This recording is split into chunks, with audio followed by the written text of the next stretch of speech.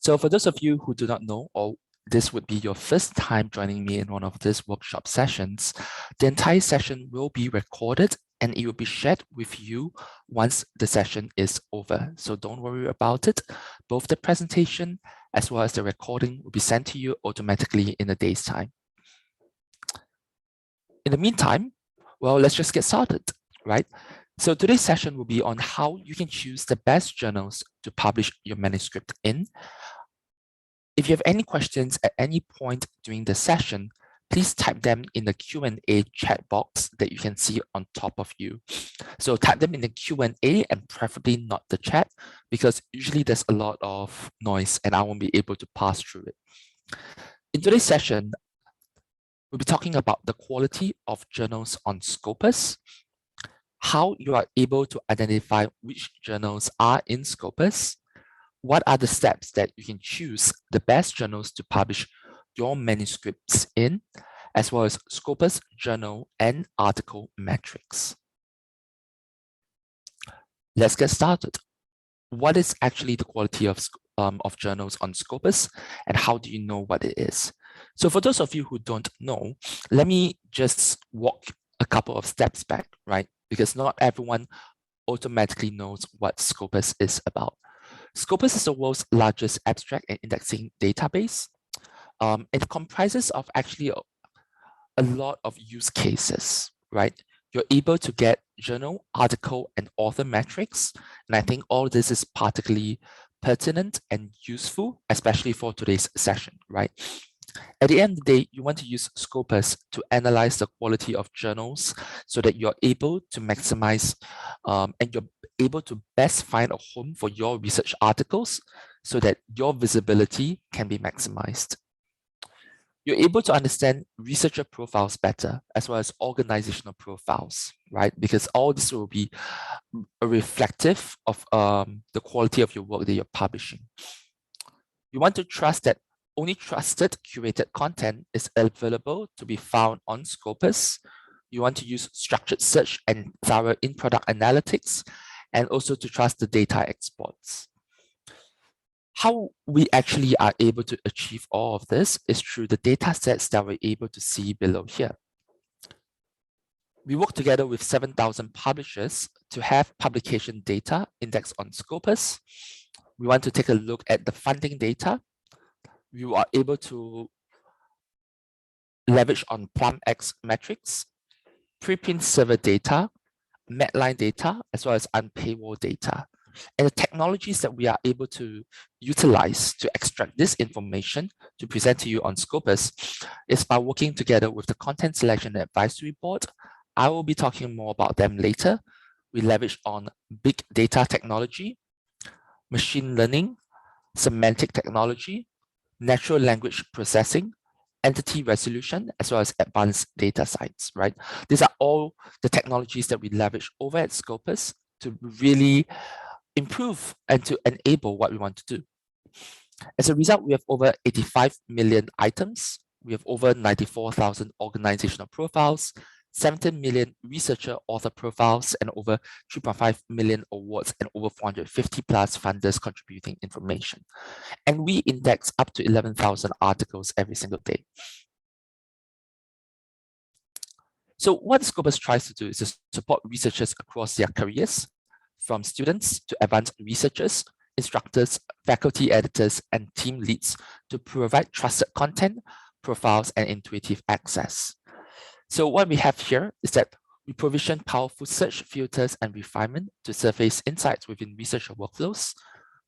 Researcher profiles are able to help researcher improve research networks and to advance careers. We have organizational profiles to improve surface expertise and to inform analysis. There is curated multidisciplinary and current global content so that you're constantly able to keep up to date. So Scopus provides you with a strong, intuitive, powerful search, trusted content, and comprehensive content. So in other words, Scopus will allow you to search for quality journals to be a good home for your research. We also provision powerful links data which is disambiguated and connected to key research entities, such as your author profile. So this also gives you a perspective and an angle to get insights for research evaluations, which you can trust. So we talked about the technologies earlier, right? The Content Selection Advisory Board is a team of subject matter experts who are able to curate only the best quality journals within Scopus. Of course, what it comes along with is that there are very strict reassessment policies that come along the way as well. We have strong research landscape analysis, which inform the policies for organizational hierarchies, with a disambiguation technology for author and organizational names, and it targets for completeness to continuously improve. So what you're able to see, is that across an intuitive platform, trusted content, and robust search and analytics, you'll be able to progress and to evaluate research activity. So researchers are constantly able to learn. They're able to support their career growth and development through the visibility, by improving the visibility of your research work, as well as author, as well as organizational IDs. You're able to actually also help editors to improve their journal strategy, to find reviewers, to develop special issues with best-in-class journal benchmarking tools. So the one thing that I want to emphasize here is with Scopus, we have very strong journal benchmarking tools, and we'll go through this with you step by step later on how you can leverage on Scopus, how you're able to leverage on the whole array of metrics that you can take a look at later. And Scopus is also the gold standard when it comes to data analytics, and we have provided custom data sets for QS University rankings and Times Higher Education World University rankings. I know recently USM is ranked 4th in the Times Higher Education Impact rankings, so much congratulations over there for doing so well. Within Asia Pacific, we work together with Thailand Citation Index, and one of the people who manages it works very closely with Elsevier, and we know that that specific researcher has a very vested interest in trying to understand how the indexing process is being conducted during the Content Selection Advisory Board process, during the indexing process. And this has actually helped to improve the overall efficiency for journals to be indexed. We also work together with the National Research Fund over in Korea, Beijing University in China, Keio University in Japan, and Nanyang Technological University over in Singapore. And this is the Content Selection Advisory Board, right? They are a selection board of subject experts from all over the world. They are chosen for their expertise in specific subject areas, and all of whom have journal editor experience. So usually most of the time, people will be asking, what are the indexing criteria, right? And it's not so straightforward. Well, it is actually in a way straightforward, right? So first and foremost, you need to fulfill this minimum criteria check. All titles need to meet the following 5 criteria in order to be considered for Scopus review. It needs to be peer-reviewed. You need to have an English abstract. It needs to be published regularly. You need to have Roman script references, as well as publication ethics statement. The eligible titles are then reviewed by the CSAB according to the 14 selection criteria we should see below, in terms of journal policy, the quality of content, journal standing, publication regularity, as well as online availability. Under journal policy, the journal needs to have a convincing editorial concept and policy with a specific type of peer review, either single blind, double blind, etc. It needs to have a diverse geographic distribution of editors as well as authors. The content needs to show that it's able to contribute to the academic field. Abstracts have to be clear. It needs to conform with stated aims and scope of what the journal wants to do, right? As well as the readability of the articles. You need to have an established journal standing where the citedness of the journal articles in Scopus is clear with established editor standing. It needs to be published regularly for the journal without any delays in the schedule. And Last but not least, it needs to have its content available online. It needs to have English title, abstract, and keywords. You need to be published in the English language. The journal needs to have an English language journal homepage, and the homepage has to be of a certain quality. So those are the 14 selection criteria which decides whether or not a journal is to be indexed in Scopus or otherwise. So one thing that we do is that Scopus is committed to create a representative, curated data set of scholarly content. The journal selection is based on journal level data and performance, and we monitor and deselect titles which are predatory and below standards. So when it comes to the predatory threat, this is something that we take very seriously. We consistently monitor journal articles itself. And we would deselect titles after a while that are not of particular quality. The one thing that we do is that we cannot intervene with editorial autonomy of workshops. So editorial decisions on the quality of individual articles and conferences is something that we, Scopus, cannot intervene in, right? Because we work together with publishers, and the publishers are the one who manages the editors. So we cannot intervene at an article level to intervene on the authorship of the paper. We cannot take a look at the scientific content of articles and abstracts which are included in the database, or plagiarism and other publication malpractice of individual articles. But what we can do is that we can intervene at a journal title level, right? So if the journal itself has shown to be of plagiarism and other publication malpractice, we will monitor, reevaluate, and deselect it if it's QT as charged, right? So the one thing is that if a publication malpractice is happening on a structural basis without policy to address and to prevent such cases, Scopus will flag, reevaluate, and to potentially discontinue the titles. Yes. So for those of you who just joined us, you get a copy of the recording and the session after, well, one day after the session. So those of you who have registered and signed up, you get a copy of it. So not to worry. So the definition of predatory journals has been very contentious, because what does predatory actually really mean, right? There can be many ways to say a journal is predatory. So in 2019, a group of researchers met to define what predatory publishing is, and they reached a consensus definition on the right-hand side.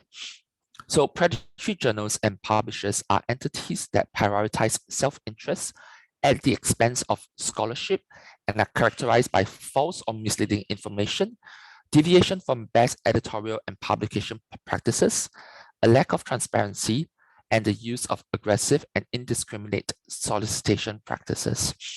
I want to draw your attention to the fact that these are entities which prioritize self-interest at the expense of scholarship. So put it this way, a predatory journal is out there to solicit money, right? So which is why when people hear about article processing charges, they are automatically alarmed, right? Because it seems like, why should I pay to have my journals? Why should I pay to have my journals, my articles to be indexed in the journal itself? So answer is actually very simple. This is because predatory journals are also jumping on and seizing upon the opportunity to lump in with open access journals, right? So open access journals, which is more common, is basically where authors would have to pay to get their articles to be published once the article is accepted by a journal, right? Emphasis, it has to be accepted by a journal before they are supposed to pay the article processing charges. If a journal comes forward to say, hey, if you pay us money and your journal will be accepted, this is too good to be true. And it's definitely not true. And in such a case, right, I would highly draw your attention to the fact that this is very likely the case, a predatory journal itself. There will be other practices, right? Sometimes they'll say, we'll do the peer review and your article will be accepted within 2 weeks or within 1 week. If this is the case, it's too good to be true, because the peer review process, which is a cornerstone of the entire publication process, takes approximately about 2 to 3 to 4 weeks, right, to usually happen. So if anyone promises that you can get your journal article indexed within a day or a week, it's not happening, right? So in this case, these are some very big, huge alarm bells that you should probably watch out for. Some people will be asking for blacklists and whitelists. And in the past, so what Bill's list was previously a blacklist of journals, and it was done by, he was conducted it back in 2010. It was the unofficial watchdog of predatory publishing, and his definition was journals which prey on unsuspecting and young scholars to submit their manuscript for the sole purpose of making money from these scholars. There was criticism for Bill, and most of it was because he was doing it by himself. It was entirely his take on whether or not a journal was predatory or otherwise. He closed the journal, the website, on the 17th of January 2017. And the thing is, Bill's List has had a very strong reputation and history for a long time. I heard about it when I first joined Elsevier back in 2015, but shortly after it closed. And I've used to hear people bring up Bill's List all the time.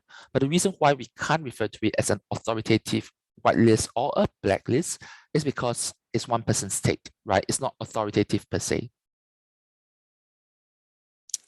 So from a Scopus standpoint, right, it doesn't mean that all poor quality journals with a lower than average performance should not be in Scopus. They can still be relevant to cover, right?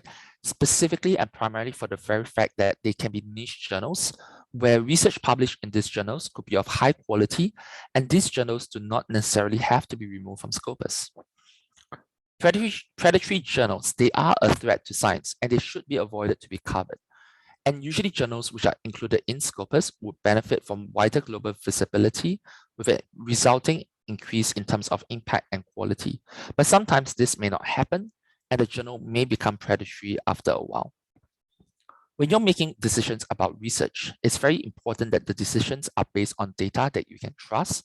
So predatory journals are definitely a threat to the integrity of Scopus and science in general.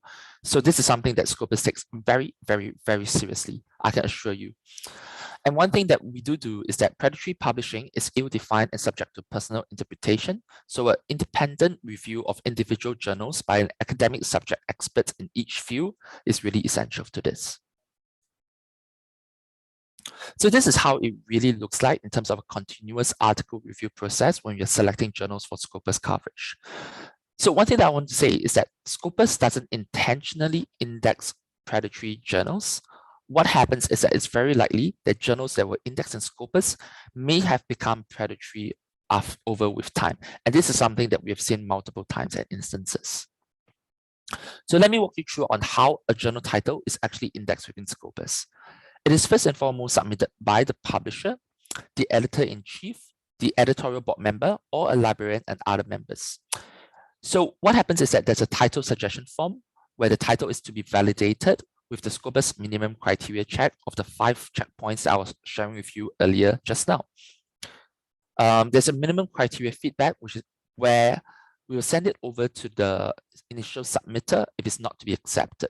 And the one thing that I must say is that at any point in time, if the journal is rejected along this flowchart, there will be an embargo period of about 3 to 5 years so that the editors and the publishers can improve on the quality of the journal before you can submit it for Scopus, for indexing in Scopus again. The reason is simple. We don't want people to submit their titles to Scopus every single day, every single year, because it really adds on to the workload for the entire process. You can see that the entire title suggestion, the entire submission and indexing process is very long, it's very myriad. It takes up a lot of people's time. So we want to make sure that the journal is of a sufficient quality first before it can be indexed. All right. So we can see that if the minimum criteria is met, then the publisher will have an enrichment form to improve on the journal itself. The title can be enriched, and it's only then which is released to the content selection and advisory board for review by the subject chair. There will be an external review, and then there'll be a feedback to the suggester and the publisher before it is finally indexed in Scopus or otherwise. All right, I see there's a couple of questions on chat, so let me take a quick look at that. So someone asked, what is the best platform to get the list of predatory journals?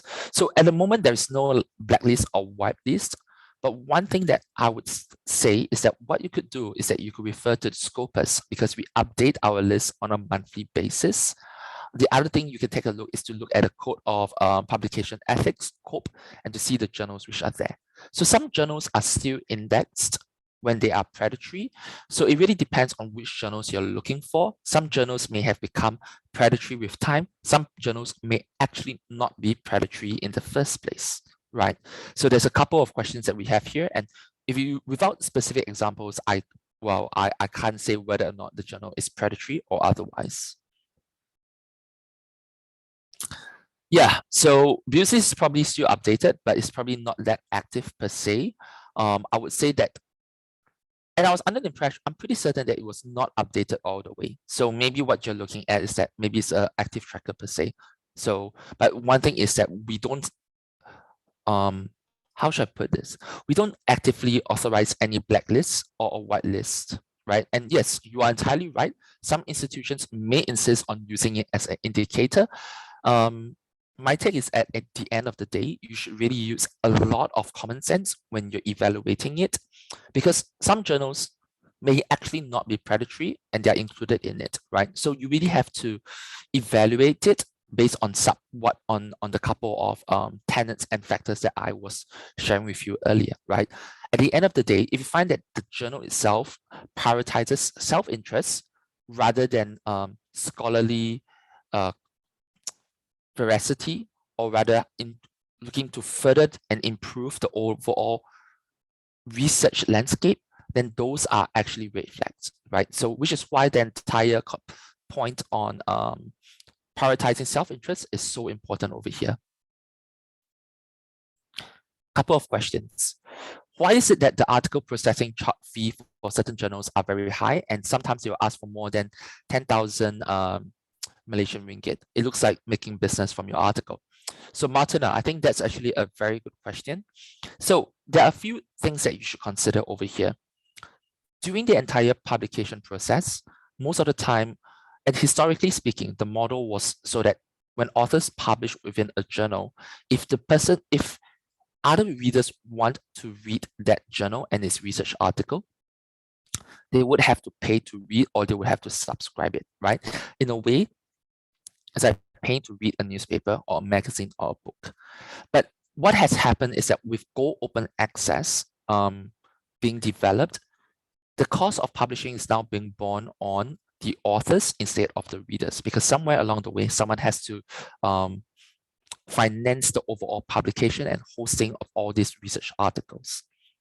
So what happens is that the article processing fee or article processing charges, this is a fee which the author would have to bond if they want to make it free for their readers to read, right? So this is what we call Go Open Access. But then again, if you don't want to pay a fee, you could simply submit your research article to a subscription journal where the readers would have to pay. So it's not a must that you as an author would have to pay all the time. You can simply choose a journal where the APC fee, well, or you can just choose to publish in a journal with subscription so that you don't have to pay an APC fee, right? So hopefully that answers your question. And this is something that I will also be covering in the subsequent part of today's presentation. But yes, over in Elsevier, I would have to say, the overall average for an APC fee is approximately about 3,500 US dollars, approximately about Malaysian 10,000 ringgit. It ranges from anywhere from approximately about, I think, 1,500 USD all the way to up to 8,000 USD. That's the range of APC fees that is being levied by Elsevier. The other thing that I will also point out is that if your funder has a mandate that you have to publish in a Go Open Access journal, they should also provide you with the funding to do so as well, right? So that is something that you may want to consider. So someone has made an observation that there are niche areas of studies where Scopus Q1 journals are not as good quality as other old traditional areas of research. So for instance, your own traditional area is accounting, economics, which has many journals in this area already. So the Q1 journals are very high in quality. So the answer is yes and no. So, and it's also a very good question, right? And observation. So one thing I will point out is that what we have over in Scopus is that we leverage on the ESJC subject classification, right? So basically we break down science into 330 plus 37 subject categories. So 333, I might be wrong there. So, but thereabouts, right? So we have over 330 subject classifications, and the journals are divided accordingly to these subject areas as well. So maybe we can go through a couple of journals that you can suggest during the live session later, and I'm very happy to run you through as to how the subject classification works and how are the journals being ranked accordingly, right? So what I would say is that based on site score, the journals are divisioned into these 330 over categories, and they are grouped accordingly and compared accordingly and ranked accordingly there. So this is something that you should probably want to know as well. So there'll be some traditional areas or major areas of research like medicine and accounting. These are much larger subject areas, and you see that there are also more journals in these subject areas as well. So it's just purely the classification perspective, right? And this is something that we adopted from the ASJC. Hopefully that answers your question for now. Okay, so we talk about maintaining high quality. So Scopus has a rigorous re-evaluation process and criteria where less than half of the reviewed titles are selected for Scopus coverage. This is true. The Content Selection Advisory Board that I was discussing with you earlier is very selective and strict on quality. So we can see that we have approximately about maybe 3,500 title suggestions per year on average. 39% would meet the Scopus minimum criteria, and 46% are accepted after the CSAB's review, and only about 630 titles actually meet the full Scopus criteria at the end of it all, which is almost 1/6 of total submissions, right? So that's something you may want to know. We have a rigorous re-evaluation process where in the latest re-evaluation exercise, 263 underperforming titles were re-evaluated by the Scopus, by the CSAB team, right? 128 of these titles would have continued to meet Scopus criteria and they will continue the coverage, but approximately about 51% or 135 titles, they do not meet the title and the coverage going forward will be discontinued. So this is something that we have done. So what we do for the annual reevaluation exercise is that we analyze the Scopus full performance based on set metrics and benchmarking. We flag underperforming journals and we inform journal publishers. If the journal underperforms for 2 years in a row, then the CSAB will reevaluate the title based on the Scopus selection criteria in the first place. So this is something that we are very committed to make sure that the standards of journals indexed in Scopus are consistently high.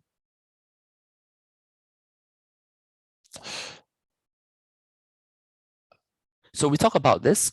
So sometimes all the time, when the titles are being reevaluated, there are 4 key identifications in terms of publication contents, underperformance, outlier performance, as well as continuous creation. So we do this very assiduously, and we can see that these titles are actually, when titles are flagged to us for publication contents, 44% of them have been discontinued.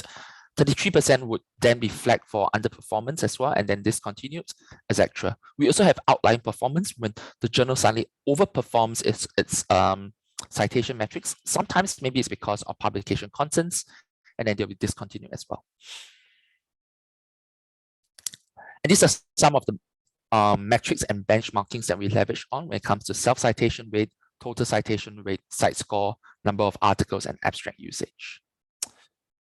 So one thing that we want to highlight is that we have leveraged on the radar tool, which is an Elsevier-made data algorithm used to identify outlying journal behavior.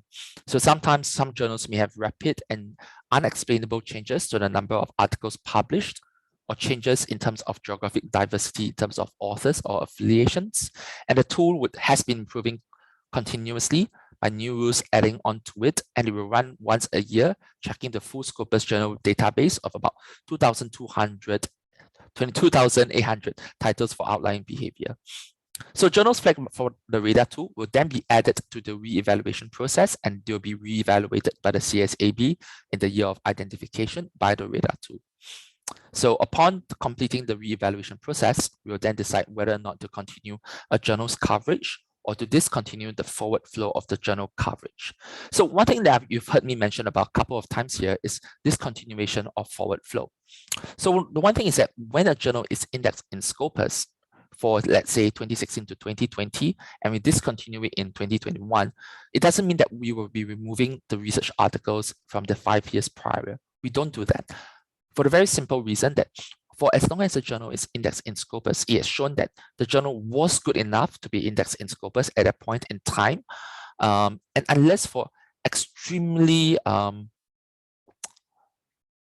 pointed purposes of severe breach in terms of ethical issues, will then all of the articles be removed, right? So once you're indexed in Scopus, the articles are there for record, right? That's what Scopus wants to do, right? Essentially, we are abstract and indexing database where we want to monitor all this information for proof of record.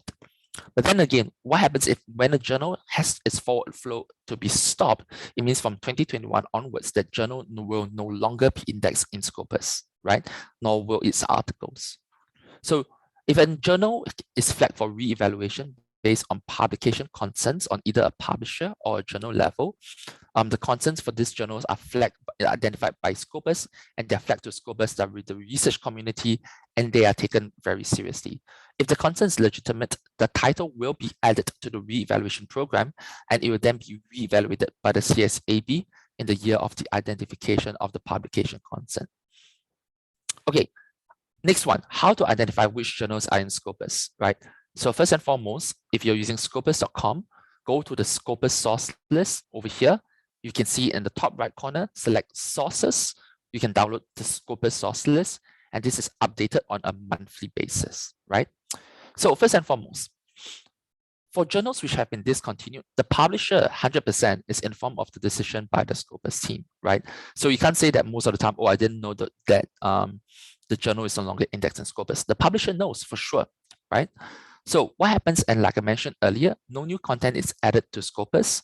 The only exception are for journals which are flagged because of publication concerns, because these journals are put on hold during the review process. Content that has been indexed remains as a matter of scientific record to ensure stability and the consistency of research analytics, and only in exceptional cases of proven severe unethical publication practice, contents indexed and Scopus will be removed, and site score will not be given for discontinued titles. If you want more information, you can go to the following website on how Scopus works and content. You can download the source title list, you can download the book title list, and you can download the discontinued sources from Scopus itself.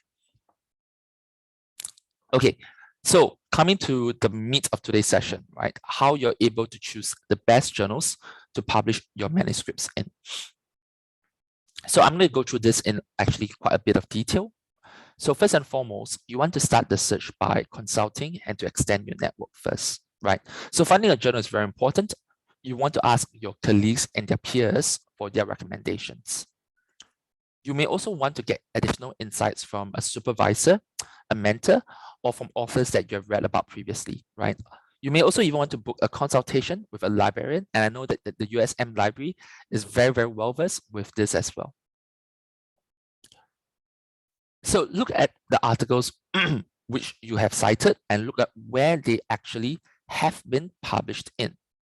I would say that a very good point of reference, pun unintended, is to note the journal's reference in the bibliography of key subject papers within your field, right?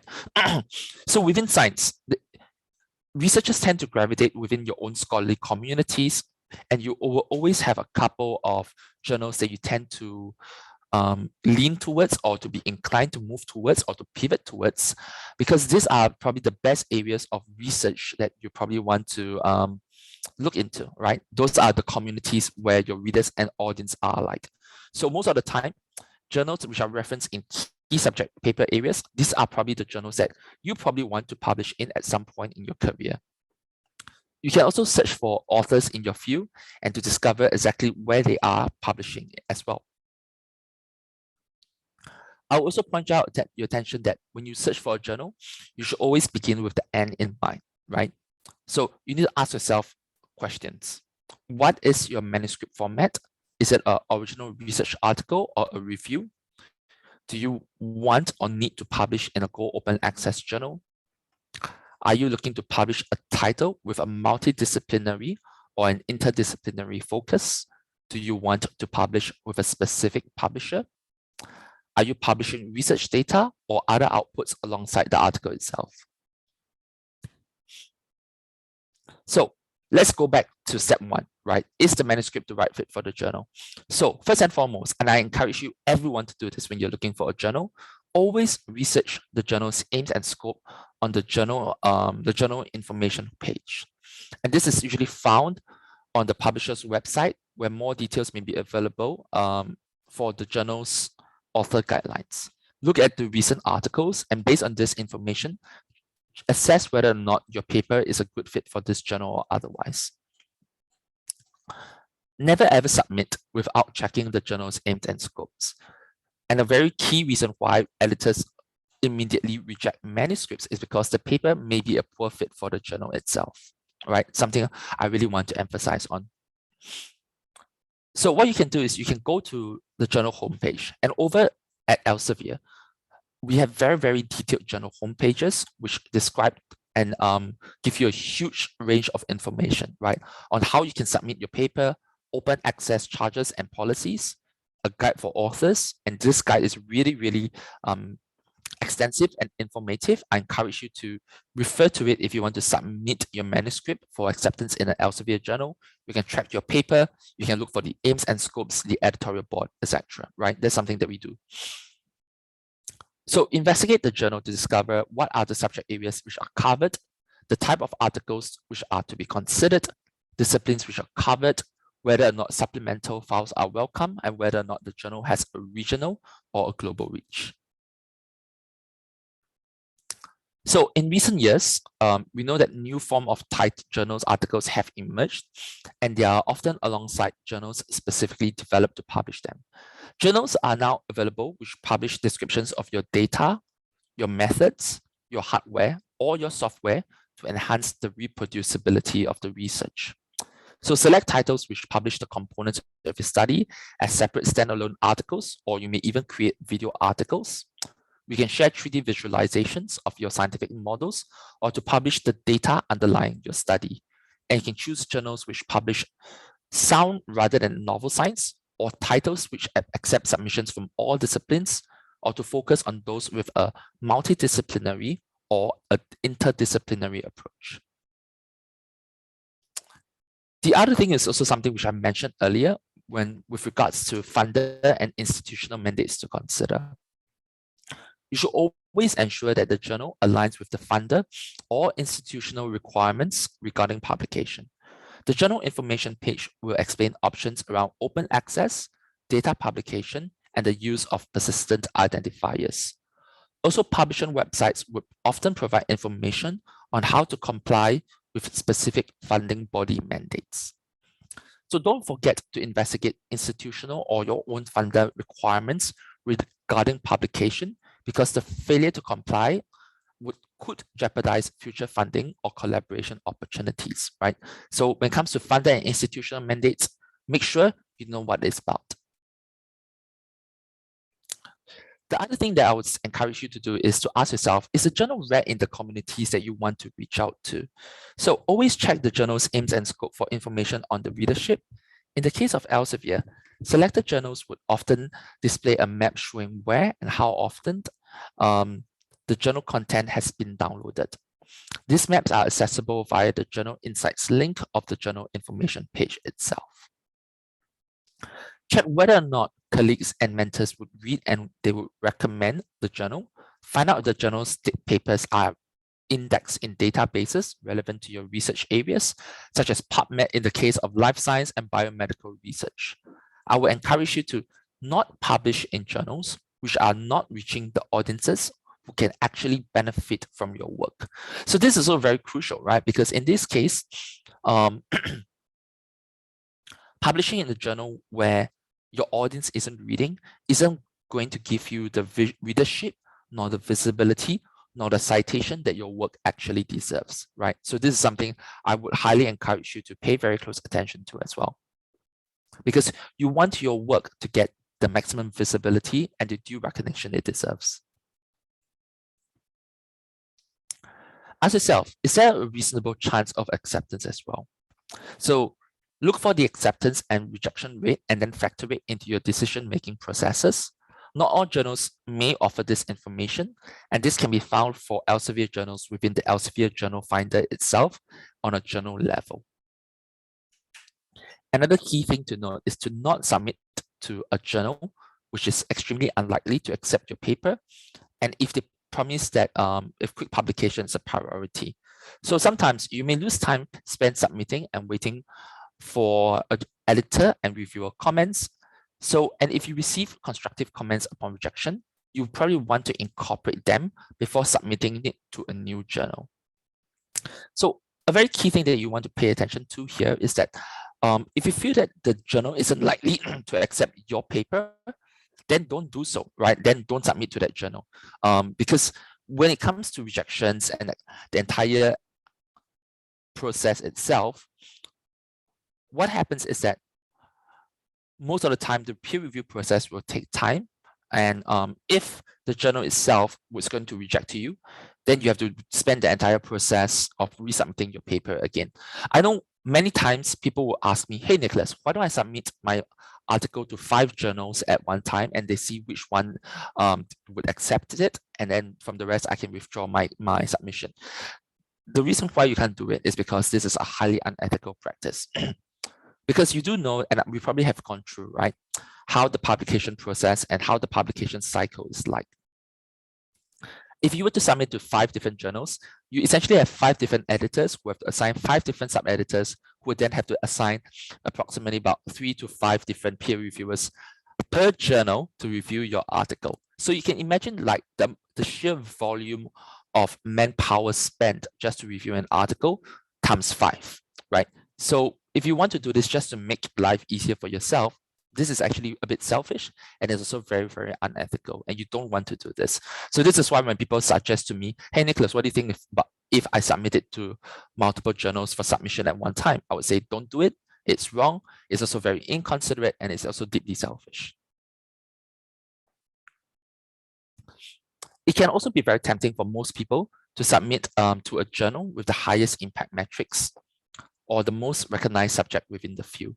But this often would have the highest rejection rates as well, right? It doesn't mean that your manuscript won't be accepted.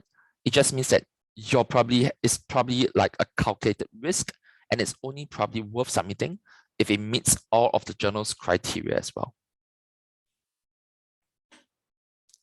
Ask yourself, is a journal indexed by the relevant database? So search for the journal in the scholarly database that has a rigorous selection process, such as Scopus or Web of Science. The reason why I spent so much time earlier walking you through Scopus is so that you know how the indexing process for Scopus is like, so that you can be assured that only the best journals are indexed within Scopus. Also, one thing, right? Don't simply rely solely on the journal's claim to be listed in databases, because predatory journals themselves would probably make lies and to make false claims. I've seen multiple predatory journals saying that they have been indexed in Scopus, but they're basically clone journals, or the journals have no longer exist nor are active in Scopus. But some journals, some publishers would just try to an opportunity to make a quick buck out of this. So be very careful to do so. I've mentioned this earlier. So check whether or not the journal is listed in the database with the journal review process, and all journals listed in Scopus are reviewed by the Content Selection Advisory Board. And for inclusion in Scopus, you need to be peer-reviewed English abstracts, publication, regular publication, Manuscript references, as well as a publishing ethics statement. And you then assess accordingly to 14 quantitative and qualitative criteria, right? So one thing to note, if the journal is new, there will be a time lapse before it's included in databases. Also look at metrics, and later during the session itself, I will be going through with you some metrics that you should pay attention to. So when you search within an database like Scopus, please find and compare journals based on the citation metrics. Don't rely solely upon one number or one type of metric when you're deciding where to publish it, right? So we believe in a basket of metrics and not just one metric which is underlying it all. So knowing how the journal content has been previously performed would help you to understand its reach and its impact. The San Francisco Declaration on Research Assessment, or DORA, and other initiatives have recommended a reduced emphasis on the impact factor, and alternate approaches include the relative citation ratio from NIH, as well as Elsevier's CITE score. There are also R factors which were proposed to highlight successful reproducibility of a study, and we also have attention metrics developed by PlumX, news flow and alt metric, but there's still a hunt for a metric that measures just only attention, but also the sentiment behind it. And the availability and ability to measure societal impact is also another goal. Some believe that new metrics measuring openness, data quality, and collaboration are also required. So, is a journal reputable? There is no universally agreed definition of a predatory journal or publisher, right? But organizations like the Committee on Publication Ethics, COPE, and the World Association of Medical Editors, WAME, define global publication ethical standards, and predatory journals do not meet these standards, right? So, and this is something that I spent earlier discussing about predatory journals as well, asking yourself if the journal is reputable. So don't ignore the warning signs of a predatory journal, which may include one of the following, right?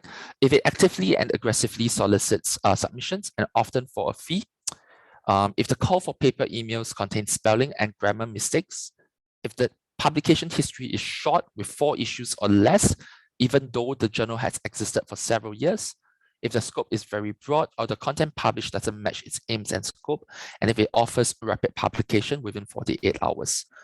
Publishing in a predatory journal can have negative consequences. Your article is not perceived as meeting quality standard because it lacks peer review. APCs provided by your funder or your institution are lost, and this would potentially impact future grant or career progression opportunities, right? The reach of your work could be limited if the journal is not indexed in leading databases, and the work itself may be lost if it's not archived correctly. So use the following checklist of questions to determine whether or not a journal is reputable, and check with a librarian if you have any questions, right? Is it listed in the relevant journal finder tools and databases? Is it enrolled in the COPE, which is a Commission in Publication Ethics? Can you tell who owns the journal? Is the journal published by a well-known reputable society, academic press, or publishing house? Is it clear who the editors and the editorial board members are? Does it perform some kind of peer review? Are article processing charges and the timing of fees clear? Does the publisher provide details about open access licenses and their associated conditions, right? So you can use some of these checklists to make sure you know which journal you are submitting to make sure that you're making the right choice. So most reputable publishers would enroll their journals in COPE, and information is visible on the publisher website. COPE membership provides editors and authors with the reassurance that publishing and research ethical guidelines will be followed, right? COPE also has a new rule that journals can't be approved for membership until they're at least a year old. So a brand new journal may be reputable, but not just available for membership yet. Over in Scopus, we usually encourage a journal to be about 3 years old before you can submit and to be indexed within Scopus itself. Under journal management, check the address and the contact details for the publisher and to make sure that they are plausible. There are no mobile phone numbers or no obvious residential addresses. The email itself shouldn't be a Gmail. It's not that Gmail is not trustworthy. It just means that it's easier for people to use Gmail as a fake identity, right? So be very careful if the editor and the publisher is the same person, as this can be a warning sign, although it doesn't necessarily always mean that the journal is suspect, but like I say, it's a warning sign. And if you're not familiar with the editors or the members of the editorial board, check if they exist. You can check their identities on Scopus under the author profile. You can check it on Google from the affiliations they're from, right? If participation seems unlikely, check their bios on their institution or their own personal websites to see if they mention their editorial role for the journal. Because taking an editorial role is a very prestigious job, right? So it's very, very likely that the author or the editor itself would definitely have highlighted their editorial function within the journal too. Another question about peer review, and I know this always pops up. Peer review is really a cornerstone of scholarly publishing. It's a huge stamp of approval for a published manuscript. And if a journal submission to publication time is measured in hours or days, or if the APC is payable upfront, then the journal is unlikely to offer robust peer review, right? A reputable journal is open about its peer review process, describing whether or not it's single or double blind, whether it's pre-blind or post-publication, etc. We discussed about APCs earlier, right? And these are clear by checking publishers' pricing information to publish open access. And if there is a request to pay upfront, you want to be very cautious because reputable open access journals only invoice if an article is accepted for publication. It should be easy to find details about OA license options and their conditions. They are featured by the journal's information page or in the author guidelines, and many publishers offer one or more of the licenses developed by the non-profit organization Creative Commons, and they are recognizable by the prefix CC BY. So let's talk about Scopus, right? And we want to talk about metrics. So right now the chat has been really quiet. I hope the 7 questions that I've outlined for you really helps. So if you, in a nutshell, if you're able to actually just take a look, right, and ask yourself these questions when you're choosing a journal for submission, it will probably make your life a lot easier because now you're able to choose the right journal to publish in. You're able to identify which are not predatory journals. You're able to minimize rejection timings. It should make your life a lot more easier, right? So if any questions, type them in the Q&A chat box and I'll answer them at probably by 11 a.m.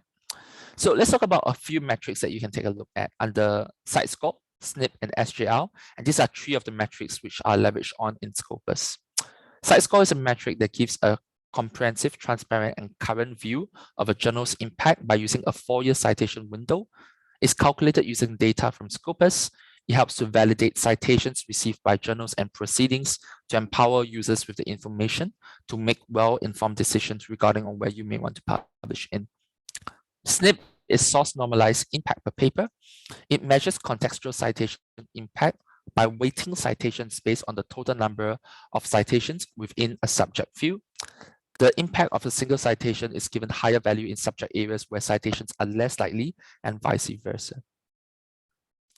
Under SJL is a prestige metric that is applied to journal sources, right? To sources of information such as journals, books, series, and conference proceeding. So with it, the subject field, quality, and the reputation of a journal have an impact and effect on the value of a citation, and it uses a score of 1 for comparison. So we talk about different metrics, right? And these are some of the metrics that we find available on Scopus at a researcher level, at an article level, and a journal level. So I would say highly please use the metrics available to you to do your analysis of each of these individual mediums, right? Because researchers, you'll be wanting to take a look at their document output as well as the H index. And article level, you want to look at the citation count, the field-weighted citation impact, PlumX, alt metrics, outputs in top quartile. At the journal level, we have Cite Score, SJL, SNP. Over at Web of Science, you have journal impact factor. So I would say use and leverage on metrics clearly, right? Because it helps you to prioritize your reading. It also showcases and recommends on where you may want to publish, right? So the metrics on where that falls under will be under Cite Score, SJL, SNP, and impact factor. You may also want to pay attention to your own researcher profiles, and that will be your H index, your percentile benchmarking, your scholarly activity online, scholarly commentary online, social activity, and media mentions, etc. So we have a quick reference guides for research impact metrics. This will be sent over to you, and you can access the following link at the bottom so that you can access this information. So we talk about Cite Score, right? So for those of you who don't know, this is a metric methodology that was updated by Elsevier just last year. So it counts the citations received in 4-year window from 2017 to 2020 to articles, reviews, conference papers, book chapters, and data papers published in the same period of time, and is divided by the number of publications published in the same time period, right? So the Cite Score Tracker 2021 uses the same methodology with citation based on the latest 2021 data as well. Cite score provides great clarity, currency, and comprehensiveness. And over here, this is something about SGL that you might be interested to take a look in. So I understand that I'm running a bit short on time, but this information will be available for you in the recording as well. So the part that I want to draw your attention to is that when you go to the journal source page on Scopus itself, right? I would say always search for it by the title or the ISSN. And then over here, you can see that the subject area is clear to you here, right? So Lancet is in one subject area, which is medicine and general medicine. But there'll be journals where they have multiple subject areas which they fall under. You can see over here on the right side, the metrics that I was talking about earlier. And this whole area here, which I think is really powerful, is all about cite score. So we can see the fixed cite score 2020, where you have about 150,000 citations from 1,600 documents. We have a cite score tracker of 2021, where it showcases how many citations to date with documents to date as well, right? So this is something that you want to pay attention to. So under cite score 2020, you want to take a quick look at the rank and trend, right? So right now we're comparing the Lancet to other journals within general medicine itself. So we're comparing apples to apples and, well, oranges to oranges. So we can see that there are 793 journals in general medicine, right? So there's a lot of journals to be indexed. If you want to find the top quartile, you're looking for the top 390th over title to be in the first half of the journal itself, right? So you can see Lancet is ranked 99th percentile because it's a cite score rank score of 91.5, right? A lot higher than the other peers in the subject area as well. So this is how you can use the rank and trend, and I highly encourage all of you to do so, to leverage on this when you're browsing for a journal that you may want to publish in. This is something that quite a number of my researcher friends didn't even know existed in Scopus until I ran them through it, and they all shared with me they thought that this was particularly useful. So hopefully you'll be able to use this too. We also have additional comparisons. So you're actually able to compare a journal to another. And this is something that you should probably want to take a quick look at by cite score, SGL, SNP, citations, total documents, total citations, etc. More information for you to pass through. We have PlumX metrics. A PlumX metrics is something that I'll encourage you to use at an individual level. So what it does is that it visualizes scholarly engagement through 5 categories of metrics in terms of usage, captures, mentions, social media, as well as citations. These 5 colors come together to give you what we call a 5-leaf clover, and it's used to communicate engagement without a score. So where you can use this at an individual author level, instead of just sometimes listing, I've published this, I'm this author, I published the title in this journal, I have 17 citations, 9 Twitter, 125 Mandalays, and 2 blog mentions. No one understands what this really means until you contextualize it, right? So emphasize it. With 17 citations, this is top 5% in economics research in Scopus, right? In terms of an international impact, it's been mentioned, bookmarked, or viewed in over 40 countries, according to Mandalay. We can also show that the paper has been covered by 10 media outlets worldwide, including the BBC and the Wall Street Journal, is recommended in X and Y economic research blogs, and was described in tweets by prominent researcher as a significant step forward in our understanding, right? These are some of the things that you may want to leverage on. So I understand that it's 11 o'clock and some of you may have to drop off right now, but I'll still be carrying on for maybe about 5 minutes to answer any questions that you may have as well. So let me take a quick look at the chat. So yes, you get a copy of the slides. I'll send them over to the library and they will be disseminated over to you. So someone is asking, for qualitative research paper, how much sampling rate will be accepted by the journal of the editor? I think in this case, well, this entirely depends on your subject view as well as the editor, right? So you probably actually know best which are the numbers. So I would say look at the key papers within your subject view and look at what are the sample sizes that they are looking at. So maybe this is something that you probably have to do because you're the subject matter expert in your area, I have to say. So someone is interested to write a teaching case study and they found a journal which is indexed in Scopus. But how does a teaching case study get cited? Because the teaching case study is used in the teaching process, and do you know how case studies get cited? I'm not sure what, okay, so from what I understand, I think what you're trying to do is you're trying to create a case study, right? So in this case, I think that will be similar to Harvard Business Review, if I'm not mistaken. And you want to find a journal which is indexed by Scopus. So maybe you can take a look at Harvard Business Review because it has a multitude of individual case studies and reports. So case studies is something that I'm a bit less familiar with, but I do know Harvard Business Review is something where it's a repository of information which is particularly pertinent. So maybe that's something that you may want to take a look at to see how it works out. I'm sorry, this is a very specific question. I have to say that I'm not 100% certain.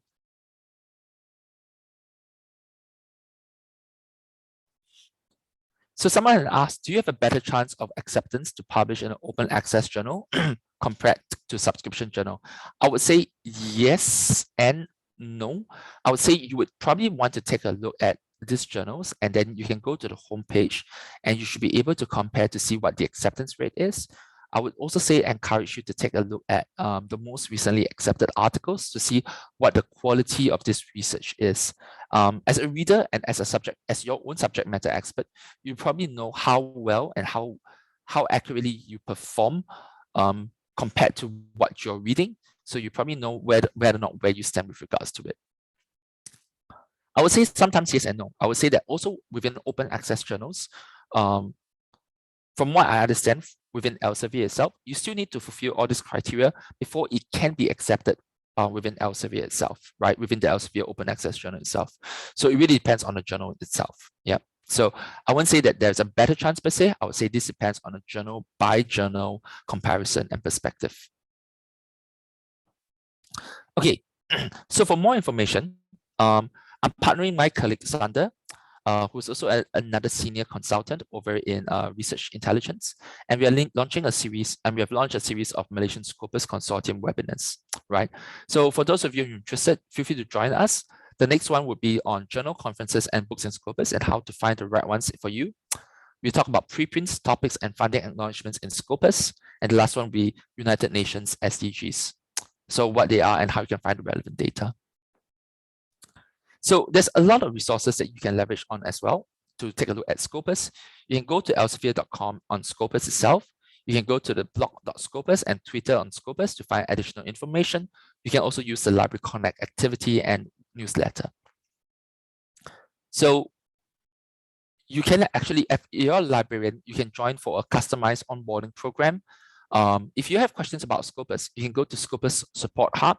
I love this actually because it's very detailed and very pertinent information. So all you have to do actually is to type in Scopus Support Hub on Google and you'll be able to get there, right? Because we have our SEOs optimized very strongly.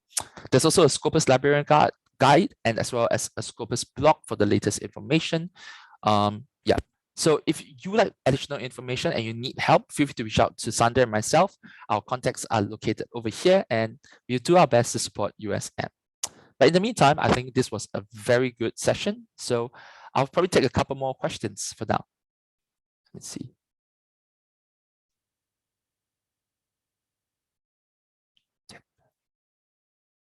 Okay, so there's a question about some open access journals will invoice after the publication has been accepted. So the fee of the range of the fee charge is actually entirely dependent on the journal itself. So I would say for Elsevier journals, they tend to be about a bit pricier. It's about 1,500 to about 8,000 US dollars. It is what it is. I can't mitigate it, but that's more or less the fee range I can share for Elsevier. Other publishers will differ, right? Some will be cheaper. I know some will charge about 150 to 800. I'm not sure who they are, but I would say at the end of the day, it really boils down to why are you, and this is a question you have to ask yourself, why are you submitting your journal to this publisher? Why are you submitting your article to this journal, right? And why are you doing so? If you want to improve your overall visibility and credibility, I would say always try to get your articles published in the journals which are the cornerstones within your research community or within your academic community, right? For me, I think that's the most important part, right? I'm not asking you to publish in Elsevier journals, even though most Elsevier journals are pretty good. I'm just saying that at the end of the day, you should know within your own subject area, which are the best journals for you to be seen and to be recognized, right? So I want to leave you with that last words in mind because I think that's the most important part, right? It doesn't matter I want to be publisher agnostic at this point, right? So at the end of the day, you should know which ones are the best able to reflect your quality of the work so that you can improve your standing as a researcher. How to know that a journal demonstration is indexed by Scopus? So are you asking how would you know that a journal is indexed by Scopus? If you want to do so, you can simply go to scopus.com and you can browse for the source title list, or you can download the source title list, right? So those are the most active ways for you to know whether or not a journal is currently active in Scopus or otherwise. All right, I think I ran over time shortly, but thank you to all 250 of you who have stayed on all the way. Thank you so much. Hopefully I'll get to see you soon. And in the meantime, stay safe, take care. I'll see you for the next session pretty soon. Goodbye.